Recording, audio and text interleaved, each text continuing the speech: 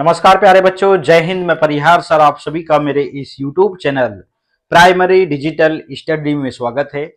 प्यारे बच्चों, आज के इस वीडियो में हम कक्षा तीसरी की हिंदी की पुस्तक का पाठ 20 सीखने जा रहे हैं और इस पाठ का नाम है बढ़ना लकड़ी का। आप सभी को कक्षा तीसरी की हिंदी की पुस्तक आपको ओपन करना है और पाठ 20 आपको निकाल लेना है। वीडियो को आप शुरू से लेके अंत तक जरूर देखें, क्योंकि इस वीडियो के माध्यम से आप इस पाठ के बारे में बहुत कुछ सीखेंगे। तो बिना देर के भी हम वीडियो की शुरुआत करते हैं और इस पाठ को पढ़ना प्रारंभ करते हैं। और इस पाठ में जो भी प्रश्न दिए हुए हैं उन प्रश्नों के उत्तर हम इसी वीडियो में कंप्लीट करेंगे। तो जैसा कि आप स्क्रीन पर देख रहे हैं, ये रहा पाठ 20 और इस पाठ का नाम है बढ़ना लकड़ी का। तो इस पाठ में हम क्या क्या सीखेंगे? सूझबूझ का विकास, तत्काल निर्णय लेने की क्षमता का विकास होगा, विलोम शब्द, वाक्यांश के लिए एक शब्द और युग्म शब्द हम सीखेंगे। तो पाठ को पढ़ना प्रारंभ करते हैं। बादशाह अकबर के राज्य में बड़े बड़े सेठ व्यापारी रहते थे। उनके पास धन की कोई कमी नहीं थी। एक दिन एक धनी व्यापारी के घर चोरी हो गई। चोर उसका सारा धन, जेवर आदि चुरा कर ले गए। उसके घर में बर्तन और कपड़ों के सिवाय बाकी कुछ नहीं बचा। चोरों ने सब चट कर गया। व्यापारी रातों रात कंगाल हो गया। कंगाल मतलब गरीब हो गया। तो रातों रात कंगाल हो गया था। व्यापारी ने राज्य अधिकारियों को इसकी सूचना दी, लेकिन चोर का कोई पता न चला। इतनी बड़ी चोरी से बादशाह चिंतित हो उठे। बादशाह ने इस चोरी का पता लगवाने का निर्णय किया। उन्होंने बीरबल से सारा हाल कहकर चोर को माल समेत पकड़ने का आदेश दिया। और बीरबल जो था बहुत ज्ञानी था।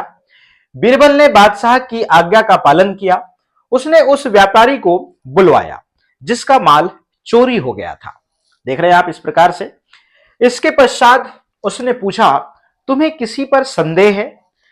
यदि किसी पर संदेह हो तो स्पष्ट बता दो, घबराओ नहीं, तुम्हारी सारी संपत्ति मिल जाएगी। व्यापारी को बीरबल की बातों से बहुत ढांढस बंधा। बादशाह भी उस समय वहां मौजूद थे। आगे पढ़ते हैं, चलिएगा। इस प्रकार से व्यापारी ने कहा, मेरा यह अनुमान है कि नौकरों ने ही मिलकर यह काम किया होगा, क्योंकि बाहरी व्यक्ति को इतनी जानकारी नहीं हो सकती।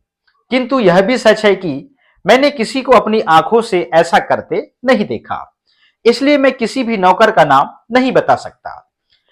बीरबल ने सिपाही भेजकर व्यापारी के सभी नौकरों को बुलवाया। जब सभी नौकर आ गए तो बीरबल ने समान आकार की लकड़ी की बहुत सी पट्टियां मंगवाई। उन पर कोई मंत्र पढ़ने का ढोंग करके एक एक लकड़ी प्रत्येक नौकर को दे दी और कहा, आज रात ये लकड़ियां तुम लोग अपने पास रखो, कल सुबह मुझे दिखाना। जो कोई चोर होगा या जिसकी मदद से चोरी हुई होगी, उसकी लकड़ी आधी इंच बढ़ जाएगी। चलिएगा आगे देखते हैं। इस प्रकार से बीरबल के आदेश से राज्य कर्मचारियों ने व्यापारी के नौकरों को अलग अलग कमरों में रखा और उनकी देखरेख के लिए पहरेदार नियुक्त किए, ताकि वे बाहर न जा सके, ना किसी से बात कर सके। अब यहां पे देखिएगा, क्यों ना मैं इसे पहले ही काट दूं ताकि बढ़ने पर यह पूरी ही रहे। इस प्रकार से देखिएगा, उन नौकरों में से जो नौकर वास्तव में चोर था, उसने अपने मन में सोचा कि यह लकड़ी बाद में आधा इंच बढ़ जाएगी, क्यों ना मैं पहले ही इसे आधा इंच काट दूं ताकि बढ़ने पर यह पूरी रहे। इस तरह मेरी लकड़ी सबके बराबर रहेगी। इस प्रकार बीरबल मुझे नहीं पकड़ पाएगा। ऐसा सोचकर उसने तुरंत अपनी लकड़ी को आधा इंच काटकर छोटा कर दिया। बीरबल ने सबकी लकड़ियों को देखा। एक व्यक्ति की लकड़ी औरों से आधा इंच छोटी देखी तो समझ में आ गया कि यही असली चोर है और इसने चोरी की है। बीरबल ने एकांत में जाकर उसे छोड़ देने का वायदा करके सारी सच्चाई जान ली। यही तो बीरबल की चाल थी। क्या कभी लकड़ी रात रात भर में अपने आप बढ़ सकती है? दूसरी सुबह बादशाह और बिरबल उस जगह पर गए जहां माल रखा गया था। उसके साथ वह व्यापारी भी था। व्यापारी चोरी हुआ माल मिल जाने पर बहुत खुश हुआ। बादशाह सब कुछ देख रहे थे। वे बिरबल की बुद्धिमानी से बहुत प्रसन्न हुए, और बिरबल बुद्धिमानी के लिए ही जाने जाते हैं। ठीक है ना। तो यहां पे बिरबल ने अपनी सूझबूझ से, अपने विवेक से किस प्रकार से व्यापारी का धन उसको लौटाया। तो जो चोर होता है उसके मन में निश्चित रूप से एक खोट होता है, और बिरबल ने सभी नौकरों को बुलाकर किस प्रकार से लकड़ी बांटी। क्या लकड़ी कभी बढ़ती है? मगर जिसके मन में चोर था, खोट था, वो इतना विवेक नहीं लगा सका। उसकी बुद्धि जो थी भ्रष्ट हो गई थी। उसने सोचा कि ये लकड़ी तो बढ़ने वाली है आधा इंच। जो असली चोर था उसने उसको आधा इंच काट दिया, और जिसने चोरी नहीं किए थे, जिन नौकरों ने चोरी की ही नहीं, उनने लकड़ी को छेड़ा ही नहीं। इस प्रकार से असली चोर का पता चल गया। तो हमने यहां पे देखा इस पूरी कहानी में कि व्यापारी का मतलब व्यापार करने वाला, संदेह का मतलब शक या फिर शंका से है, संपत्ति मतलब धन या जायदाद से है, बादशाह मतलब राजा या सम्राट, ढोंग मतलब पाखंड या आडंबर या नाटक को कहा जाता है, निर्णय का मतलब फैसला, कंगाल मतलब गरीब, और ढांढस मतलब धीरज, एकांत मतलब अकेला या अलग। इस प्रकार से यहाँ पे कुछ कठिन शब्द आए थे जिनका हम शब्दार्थ के माध्यम से इनका अर्थ जाना। अब हम चलते हैं अभ्यास में। तो अभ्यास में आप देख रहे हैं यहाँ पर निम्नलिखित प्रश्नों के उत्तर लिखिए। प्रश्न क्रमांक क से लेकर च तक हम इस प्रश्न के बाद में कंप्लीट करेंगे। अब यहाँ पे सही और गलत का चिन्ह लगाना है। चोर व्यापारी के घर से कपड़े बर्तन चुरा ले गए, गलत बात, तो धन संपत्ति ले गए थे।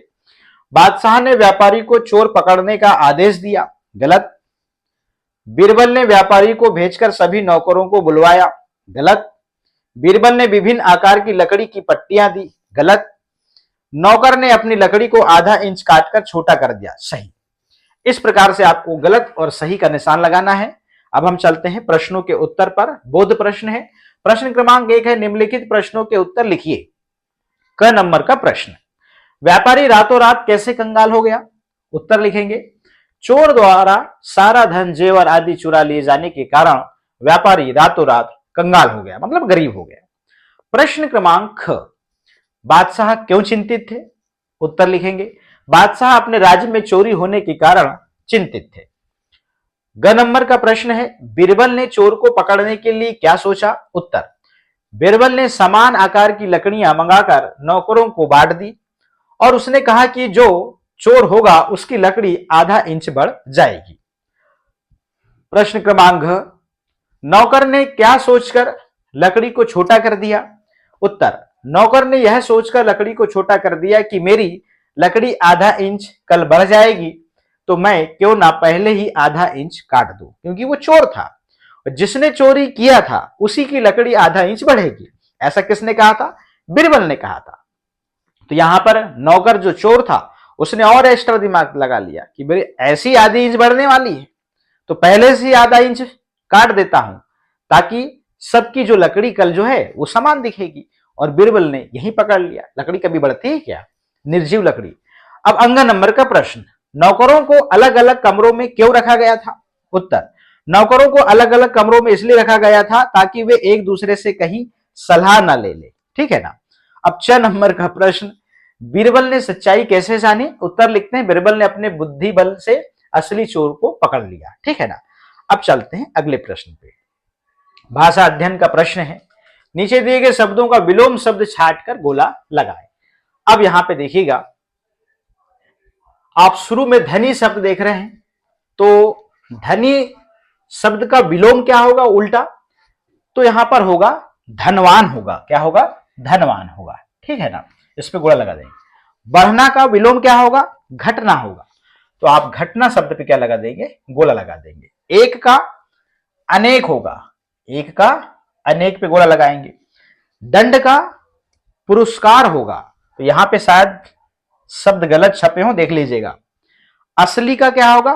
नकली होगा। इस प्रकार से आप विलोम शब्द पे क्या करेंगे? गोला लगा देंगे। चलिएगा, अब प्रश्न क्रमांक 2, नीचे दिए गए वाक्यांशों के लिए एक शब्द लिखिए और इसको याद भी करना है। ये आगे बड़ी कक्षाओं में आपसे अक्सर ये प्रश्न पूछे जाते हैं। व्यापार करने वाला को क्या कहते हैं? व्यापारी कहते हैं। आपको यहां पर व्यापारी लिखना है। आज्ञा पालन करने वाले को क्या कहते हैं? आज्ञाकारी कहते हैं। ये याद करना भी है, लिखना भी है। जिसके पास धन ना हो वो निर्धन कहलाता है, तो यहां पे आप निर्धन लिखेंगे। ढोंग करने वाला ढोंगी कहलाता है, आप ढोंगी लिखेंगे यहां पर। और सेवा करने वाला सेवक कहलाता है, आप यहां पे सेवक लिखेंगे। चलिएगा, प्रश्न क्रमांक 3 है, सही शब्द चुनकर रिक्त स्थानों की पूर्ति कीजिए। व्यापारी रातों रात खालिस्तान हो गया, कंगाल हो गया कि धनवान हो गया? तो आप कंगाल शब्द को यहां लिखेंगे। इतनी बड़ी चोरी से बादशाह चिंतित हो उठे, तो यहां पर खालिस्तान था, तो बड़ी क्या छोटी? तो बड़ी, तो यहां पे बड़ी लिख देंगे आप। बीरबल ने व्यापारी से पूछा, तुम्हें किस पर विश्वास है या संदेह है? तो यहां पे संदेह लिखेंगे, जगह कम है इसलिए हमने यहां पे सही का निशान लगा दिए। दूसरी, खालिस्तान बादशाह वहां गए जहां माल रखा गया था। दूसरी मतलब सुबह गए, ठीक है ना? तो यहां पे सुबह आएगा, हमने सुबह पर सही का निशान लगा रखा है। यहां पर जगह कम है इसलिए हमने यहां पर निशान लगाया हुआ है। चलिएगा, अगला प्रश्न है, पाठ में बड़े बड़े अपने अपने शब्द आए हैं, इसी प्रकार के अन्य शब्दों को खोजकर लिखिए जिनके बीच में योजक चिन्ह लगा हुआ है। जैसे बड़े बड़े, अपने अपने, रातों रात, अलग अलग, इस प्रकार से। प्रश्न क्रमांक 5 है, नीचे लिखे शब्दों का उच्चारण कीजिए और उन्हें वाक्यों में प्रयोग कीजिए। यहां पे शब्द है व्यापार, कंगाल, निर्णय, पश्चात और संदेह। हमको ऐसा वाक्य निर्माण करना है कि उस वाक्य के बीच में कहीं भी ये शब्द आना चाहिए। जैसे नगर में खूब व्यापार होता है, यहां पर व्यापार शब्द आ गया। चोरी हो जाने पर सेठ कंगाल हो गया, यहां पे कंगाल शब्द आ गया। वाक्य में ये शब्द आने चाहिए बीच में। बीरबल ने सच्चे चोर को पकड़ने का निर्णय लिया, तो यहां पे निर्णय शब्द आ गया। यहां पे देखिए, राजेश नहाने के पश्चात ही भोजन करता है, यहां देखिए पश्चात शब्द आ गया, मतलब बाद। व्यापारी को अपने नौकरों पर संदेह था, तो यहां पे देखिएगा इस प्रकार से यहां पे संदेह शब्द जो है इस वाक्य में प्रयोग किया गया। प्रश्न क्रमांक 6, पाठ में ड से डमरू और ड़, ढ से ढक्कन, ढ और ढ़ वाले शब्द छाट कर लिखिए एवं उनका उच्चारण कीजिए। जैसे बड़े, बड़ी, कपड़ों, पकड़ने, ढांढस, लकड़ी, ढांढस मतलब धीरज, पकड़, बढ़, ढोंग, छोड़ और पढ़ने। इस प्रकार से हमने यहां पर शब्दों को छाट के लिखा है। योग्यता विस्तार के प्रश्न हैं, आप इनको कर सकते हैं। प्रतिभा का अर्थ है बुद्धि में नई नई कोपलें फूटते रहना, और ये कब होगा? जब आप प्रतिदिन अपने ज्ञान में वृद्धि आप करेंगे। इस प्रकार से प्यारे बच्चों, हमने कक्षा तीसरी की हिंदी की पुस्तक का पाठ 20 कंप्लीट कर लिया है। और यहाँ पे बहुत ही अच्छी एक कहानी दी हुई थी, लकड़ी का बढ़ना। इस पाठ को हमने पढ़ा, इसके अर्थ को जाना, और इस पाठ के अभ्यास में जो भी प्रश्न दिए हुए थे उन प्रश्नों के उत्तर हमने इसी वीडियो में कंप्लीट कर लिया है। तो प्यारे बच्चों, आज के इस वीडियो में इतना ही। फिर मिलेंगे हम नए वीडियो में नए पाठ के साथ में। आप सभी का बहुत बहुत धन्यवाद।